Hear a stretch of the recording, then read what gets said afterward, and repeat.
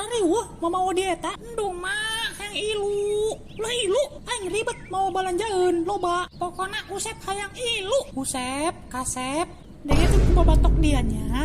Ieu aing leuleumpangan rek ka pasar. Lain rek rekreasi. Jadi ulah sok pipilueun. Hayu mak bisa kaberangan. Lamun lain anak sorangan, parabkeun dia kuaing kana hiu. Tapi janji dianya, ulah macem-macem.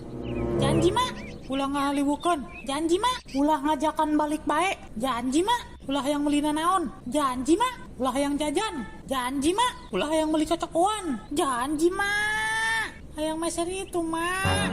Nyah. Usep, ieu sungut aing ge can garing-garing acan ngomong kana dia tadi. Pancek aing ge dia ulah sok macem-macem. Usep janji, geus ieu mah moal hayang melina naon deui mak. Gandeng dia, unggal ge kitu bae. Ingger mah, hayang itu mah hayang meser momok bidan mak. Nu, bener dia tadi ngomong di sekolah diajaran baik itu dia. Hah?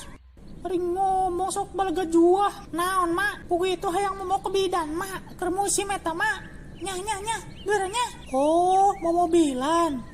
Hing. Oh, ayolah. Mang, parahan ieu mau mobilan amang. Iyo, hijina 5 juta teh. Iya dagang apa ngerampok anjing? Tenang. Aya diskon yo. Lamun meuli 2 20.000. Tah, gitulah dia mah.